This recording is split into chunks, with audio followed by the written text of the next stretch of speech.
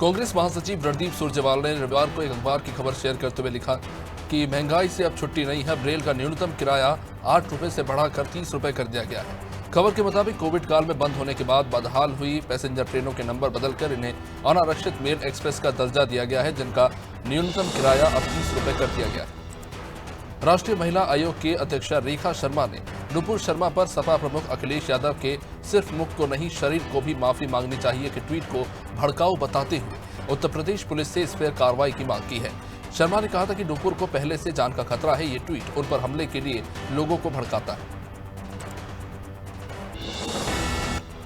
महाराष्ट्र के नए मुख्यमंत्री और बागी शिवसेना नेता एकनाथ शिंदे ने सोमवार को विधानसभा में फ्लोर टेस्ट में 164 वोट हासिल कर बहुमत साबित की। स्पीकर राहुल निर्वकर ने इससे पहले शिंदे को शिवसेना के विधायक दल के नेता के तौर पर और बागी शिवसेना विधायक भरत गोगावले को शिवसेना विहिप के तौर पर मान्यता दी गई थी। महाराष्ट्र में बीजेपी और शिवसेना के बागी गुट की नई सरकार के सोमवार को प्रस्तावित फ्लोर टेस्ट से पहले विधानसभा स्पीकर राहुल नार्वेकर ने नए मुख्यमंत्री एकनाथ शिंदे को शिवसेना विधायक दल के नेता के तौर पर मान्यता दी। बागी शिवसेना नेता भरत गोगावले को पार्टी के चीफ विहिप के तौर पर मान्यता दी गई।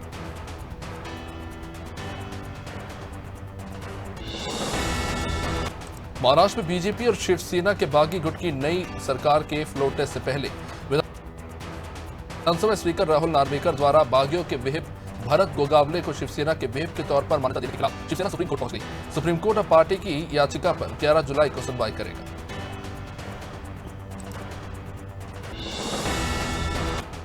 महाराष्ट्र विधानसभा में सोमवार को फ्लोर टेस्ट के दौरान कांग्रेस के 10 विधायकों समेत कुल 22 विधायक अनुपस्थित रहे। कांग्रेस विधायक जीशान सिद्दीकी ने आरोप लगाया कि महाराष्ट्र विधानसभा में कांग्रेस विधायकों को वोटिंग के लिए अंदर जाने से रोका गया।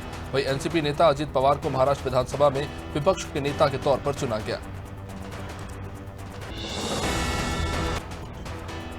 महाराष्ट्र के उप मुख्यमंत्री देवेंद्र फडणवीस ने कहा कि पिछली कैबिनेट ने स्थानों के नाम बदलने का फैसला लिया था, हम उसको बरकरार रखेंगे।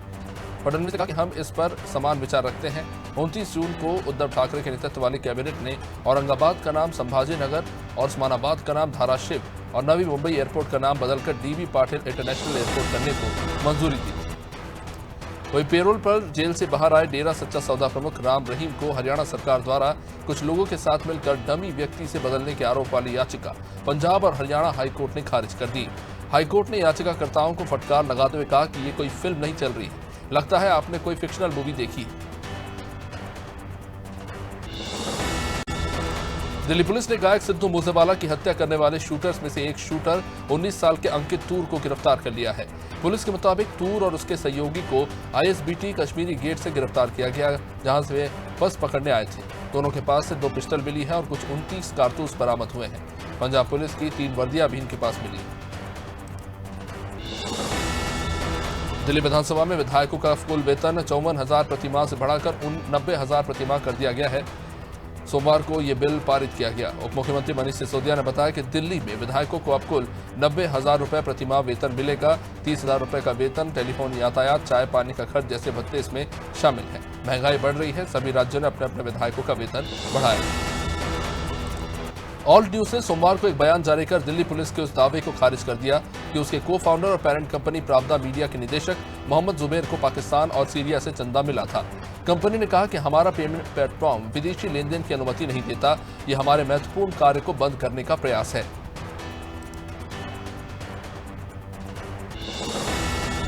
केंद्र ने सोमवार को स्टार्टअप फ्रेमवर्क पॉलिसी पर कार्य से संबंधित राज्यों की स्टार्टअप रैंकिंग जारी कर दी।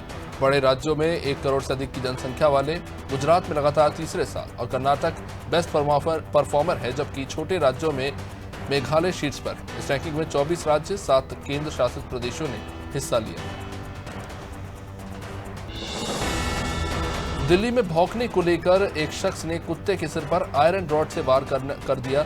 इसका वीडियो भी सामने आया है। शख्स ने कुत्ते के मालिक और उसके 2 परिजनों पर भी हमला कर उन्हें घायल कर दिया और कुत्ते को कथित तौर पर पूंछ से पकड़कर पटक भी दिया। अब इस मामले में एफआईआर दर्ज की गई।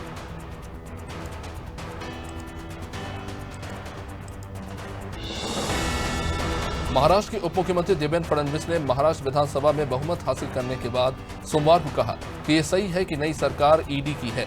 एकनाथ शिंदे और देवेंद्र फडणवीस की यह सरकार है। इससे पहले विधायिका यामिनी यादव के पक्ष बदलने को लेकर महाराष्ट्र विधानसभा में ईडी के नारे लगने लगे थे। दरअसल यामिनी के पति को पहले ईडी ने समन किया था।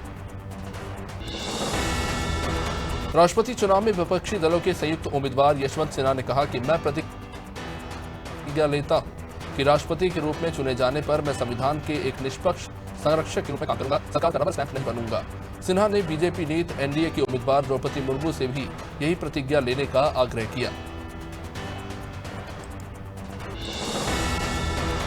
इंग्लैंड के खिलाफ एजबेस्टन में रिशेड्यूल हुए 5वें मैच में 203 रन और दूसरी पारी में 57 बनाने वाले ऋषभ पंत विदेशी धरती पर एक टेस्ट में सर्वाधिक रन बनाने वाले भारतीय विकेटकीपर बन गए हैं। इससे पहले यह रिकॉर्ड वीएल मांजरेकर के नाम था, जिन्होंने 1953 में वेस्टइंडीज में एक टेस्ट में 161 रन बनाए थे। असम में बाढ़ के चलते रविवार को 5 मौतें दर्ज हुई, जिसके बाद राज्य में इस साल अब तक बाढ़ में जान गंवाने वालों की संख्या बढ़कर 169 हो गई है। रविवार को 2 मौतें नगांव में, जबकि करीमगंज, लखीमपुर और शिवसागर में एक एक व्यक्ति की जान चली गई। राज्य के 23 जिलों में 18.35 लाख लोग बाढ़ से प्रभावित हैं।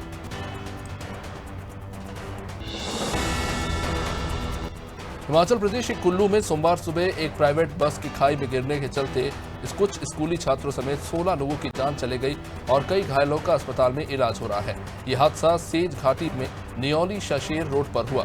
रिपोर्ट के मुताबिक ड्राइवर का संतुलन बिगड़ने से यह हादसा हुआ।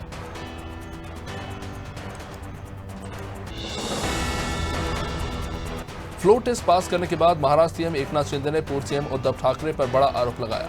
उन्होंने कहा कि मैंने कभी पद के लिए कुछ नहीं किया, मेरे साथ बुरा सलूक किया, मैं बुरे बर्ताव को बर्दाश्त नहीं कर पाया, मुझे बदनाम किया गया। एक तरफ मुझे पद से हटा दिया गया, दूसरी तरफ मुझे मनाने के लिए लोगों को भेजा गया। उन्होंने कहा कि मुझे फोन आने लगे, लोग मेरे साथ चलने लगे। आम आदमी पार्टी के राष्ट्रीय संयोजक अरविंद केजरीवाल रविवार को 2 दिवसीय दौरे पर गुजरात पहुंचे। यात्रा के दूसरे दिन सोमवार को दिल्ली के मुख्यमंत्री ने अहमदाबाद में लोगों को संबोधित किया। इस दौरान उन्होंने भाजपा सरकार पर जमकर हमला बोला। केजरीवाल ने कहा कि बीजेपी के मंत्री ऐश कर रहे हैं और गरीब के एक एक पंखा बल्ब का बिल हजारों में आ रहा है। मुख्यमंत्री केजरीवाल ने कहा कि 24 घंटे फ्री बिजली देना एक जादू है और ये जादू सिर्फ मुझे आता है। पूरी दुनिया में आज तक किसी ने ये नहीं किया, यह सिर्फ मुझे करना आता है। केजरीवाल ने कहा कि भगवान ने ये विद्या केवल मुझे ही दी। उन्होंने कहा कि गुजरात का बड़ा नेता कह रहा था कि केजरीवाल फ्री क्यों देता है, जनता को फ्री बिजली नहीं चाहिए, मंत्रियों को फ्री बिजली तो जनता को क्यों नहीं। राकांपा नेता और शरद पवार के भतीजे अजीत पवार अब असेंबली के नए नेता विपक्ष होंगे। देवेंद्र फडणवीस की वो अब जगह लेंगे जो अब सूबे के नए डिप्टी सीएम बन चुके हैं। खास बात यह है कि महाविकास अघाड़ी सरकार में अजीत पवार भी डिप्टी सीएम थे। असेंबली के स्पीकर राहुल नार्वेकर ने यह घोषणा करते हुए कहा कि फिलहाल सदन में सबसे बड़ी पार्टी राकांपा है। प्रधानमंत्री मोदी की सुरक्षा में एक बार फिर चूक का मामला सामने आया। इस बार यह वाकया आंध्र प्रदेश दौरे के दौरान विजयवाड़ा में हुआ। यहां कुछ कांग्रेस कार्यकर्ताओं ने पीएम मोदी के हेलीकॉप्टर की उड़ान भरने के दौरान काले गुब्बारे छोड़ दिए। एसपी सिद्धार्थ कौशल ने बताया कि यह घटना गन्नावरम एयरपोर्ट पर हुई। अब इस मामले में 3 कांग्रेसी कार्यकर्ताओं को गिरफ्तार किया गया है। सोमवार शाम 5 बजे पंजाब सरकार में 5 नए मंत्री शामिल हो गए। राज्यपाल बनवारी लाल पुरोहित ने सभी को शपथ दिलाई। जिन 5 विधायकों को मंत्री पद की शपथ दिलाई गई उनमें सुनाम से दूसरी बार विधायक बने अमन अरोड़ा, पहली बार चुनकर आए अमृतसर दक्षिण से विधायक डॉक्टर इंदरबीर सिंह निज्जर, समाना से विधायक चेतन सिंह जोड़माजरा शामिल है। इसके साथ साथ खरड़ से विधायक अनमोल गगन मान और गुरसराय के विधायक फौजी सिंह सरारी भी इसमें शामिल है। फौजा सिंह सरारी गुरसराय के विधायक हैं और पूर्व पुलिस कर्मचारी भी रह चुके हैं। रिटायरमेंट के बाद वे आम आदमी पार्टी में शामिल हो गए थे और बड़ी जीत हासिल की थी।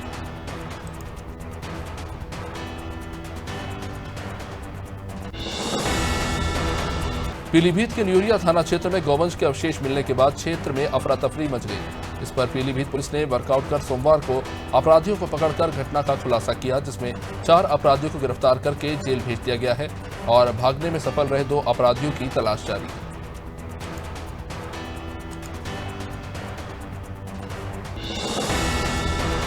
महाराजगंज जिले के निचलाल थाना क्षेत्र के मधुबनी नहर शाखा में एक अज्ञात वृद्ध का शव मिलने से क्षेत्र में अफरा तफरी मच गई। मौके पर पहुंची पुलिस ने नहर से बाहर निकलकर शव की शिनाख्त करने का प्रयास तो किया, लेकिन मृतक के शव की शिनाख्त नहीं हो सकी।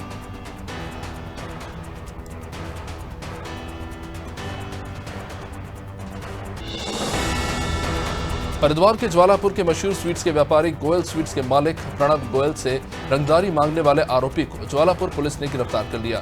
3 जुलाई को गोयल स्वीट्स के मालिक प्रणव गोयल ने फोन नंबर से 20 लाख की रंगदारी मांगे जाने की शिकायत दर्ज कराई थी। पुलिस ने दीपक को गिरफ्तार किया, जिसने पूछताछ में बताया कि पहले वो गोयल स्वीट्स पर काम करता था। रायबरेली जिले के सलोन सीएचसी में भ्रष्ट डॉक्टरों द्वारा बीते दिनों पत्रकार पर किए गए जानलेवा हमले और लूट के बाद उल्टा पत्रकारों पर दर्ज कराए गए फर्जी मुकदमे को लेकर अखिल भारतीय ब्राह्मण एकता परिषद के पदाधिकारियों द्वारा सीएचसी के भ्रष्ट डॉक्टरों के खिलाफ कार्रवाई को लेकर मुख्यमंत्री के नाम एसडीएम को ज्ञापन दिया गया और कार्रवाई की मांग की गई। भदोही जनपद में राज्य पेयजल एवं स्वच्छता मिशन योजना के अंतर्गत एक दिन की कार्यशाला का आयोजन किया गया। इस कार्यशाला में शुद्ध और सुरक्षित पेयजल के साथ साथ जल जनित बीमारियों से बचाव समेत तमाम अन्य महत्वपूर्ण बिंदुओं पर मौजूदा लोगों को जागरूक किया गया।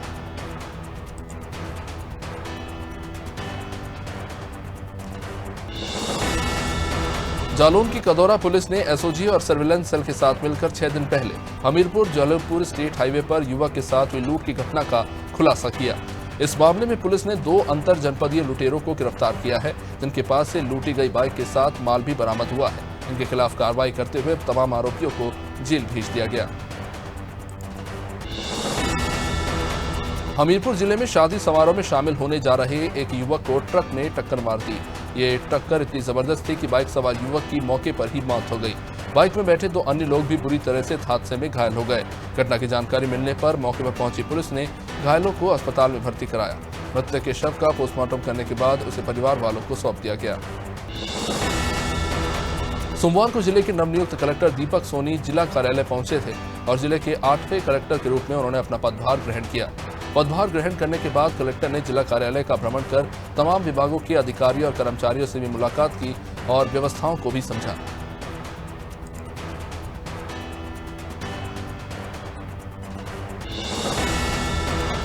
कानपुर में बन रहे दूसरे चरण के भूमिगत मेट्रो स्टेशन के कार्य का शुभारंभ हुआ। स्टेशन के कार्य का शुभारंभ मेट्रो एमडी सुशील कुमार ने किया। एमडी सुशील कुमार ने बताया कि फर्स्ट फेज के बाद अब सेकंड फेज के भूमिगत मेट्रो के कार्य की शुरुआत हो गई है। सेकंड फेज में 7 मेट्रो स्टेशन बनाए जाएंगे जो कि भूमिगत होंगे।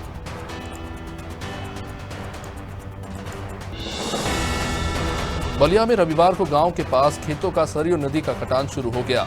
ग्रामीणों में इसको लेकर काफी दहशत मची हुई है। बिजलीपुर से लेकर मलाहीचक तक सही तब लगभग आधा दर्जन गांव के पास सरयू घाघरा नदी में किसानों की उपजाऊ जमीन को घाघरा नदी काटती जा रही है, जिसे साफ तस्वीरों में कैद किया गया है। नगर विकास सचिव रंजन कुमार ने वृक्षारोपण के लिए किए जा रहे गड्ढे और लगाए जाने वाले पौधों का खुद जाकर निरीक्षण किया। इस निरीक्षण के दौरान शिव बाबा तथा सोनगांव में लगाए जाने वाले पौधा स्थल पर लक्ष्य के अनुसार कुछ गड्ढे कम पाए गए और जितने पौधे होने चाहिए थे वो भी कम दिखे। इस पर सचिव द्वारा डीएफओ को निर्देशित किया गया। मेरठ में जमीन को कब्जा मुक्त कराने पहुंची नगर निगम की टीम को महिलाओं के विरोध का सामना करना पड़ा।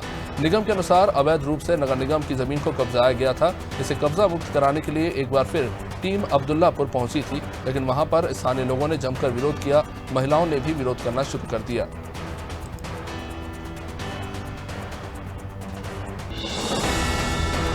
मुजफ्फरनगर में सुप्रीम कोर्ट और एनजीटी की गाइडलाइन के चलते उत्तर प्रदेश प्रदूषण नियंत्रण द्वारा ईंट भट्टा के संचालन पर 1 जुलाई से पूर्ण रूप से रोक लगा दी गई है, लेकिन इसके बावजूद भी ईंट भट्टा व्यापारी अवैध रूप से ईंट भट्टों को संचालित कर रहे हैं और मुजफ्फरनगर जिला प्रदूषण बोर्ड द्वारा अब कार्रवाई करते हुए 15 से भी ज्यादा ईंट भट्टा पर फायर ब्रिगेड की मदद से पानी बरसाकर इन्हें बुझा दिया गया। उन्नाव में बीते दिनों सदर कोतवाली के किला चौकी क्षेत्र के मोहल्ला तालिब सराय में सनसनीखेज हत्याकांड में 1 लाख नामक युवक की मौत के बाद पुलिस ने हत्या के संबंध में तालिब सराय के ही मोहम्मद कलाम उर्फ जावेद को गिरफ्तार किया। इसके पास से पुलिस ने तलाशी के दौरान एक चाकू, तमंचा और 3 जिंदा कारतूस बरामद किए हैं। पुलिस अधीक्षक पीलीभीत दिनेश कुमार ने थाना कोतवाली क्षेत्र में पैदल गश्ती की। इस गश्ती के दौरान शहर में लगे सभी बैरियर्स को चेक किया गया। साथ ही ड्यूटी पर उपस्थित कर्मचारियों को दूसरी शिफ्ट के साथ ड्यूटी चेंज करने के निर्देश दिए गए। सेक्टर प्रभारी को ड्यूटी चेक करने के लिए निर्देशित किया गया।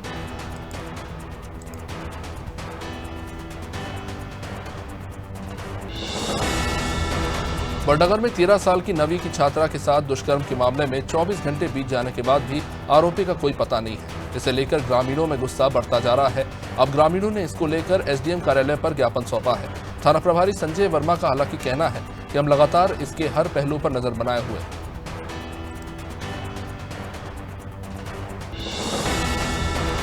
पहाड़ों की रानी मसूरी में सर जॉर्ज एवरेस्ट का जन्मदिन सर जॉर्ज एवरेस्ट हाउस पर मशहूर इतिहासकार गोपाल भारद्वाज और उनके कुछ साथियों ने मनाया, जबकि पर्यटन विभाग उनके जन्मदिन को पूरी तरह से भूल गया।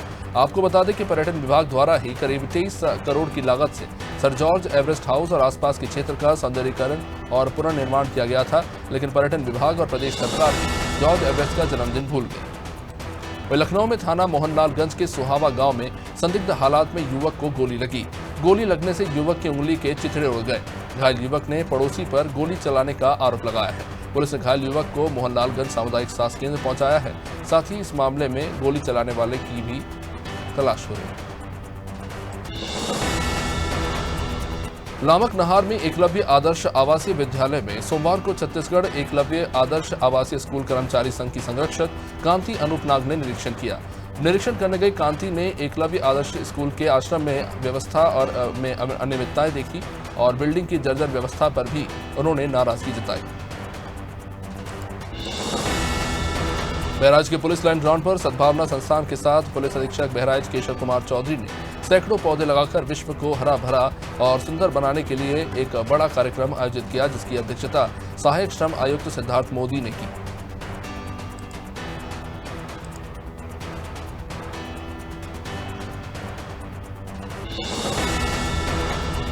जनपद बिजनौर के निवर्तमान पुलिस अधीक्षक डॉक्टर धर्मवीर सिंह के ट्रांसफर हो जाने पर जनपद से प्रस्थान कर जनपद वासियों ने फूल बरसाकर और मालाएं पहनाकर भावभीनी विदाई दी। आपको बता दें कि बिजनौर के निवर्तमान पुलिस अधीक्षक डॉक्टर धर्मवीर सिंह का ट्रांसफर 6ठी वाहिनी पीएससी मेरठ में हो गया है।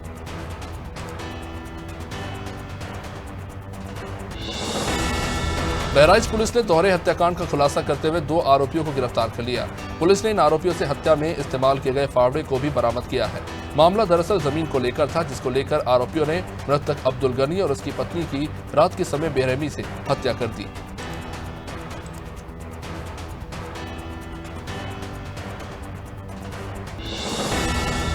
कौशाम्बी में पुलिस और एसओजी टीम ने मुठभेड़ में 5 अंतरजनपदीय लुटेरों को गिरफ्तार किया। कौशाम्बी और प्रतापगढ़ सहित कई जनपदों में ये आरोपी घटनाओं को अंजाम दे चुके हैं। पुलिस ने इन आरोपियों के पास से 2 बोलेरो, 1 बाइक, 2 तमंचे, 28,000 नगद के साथ कुछ कारतूस भी बरामद किए।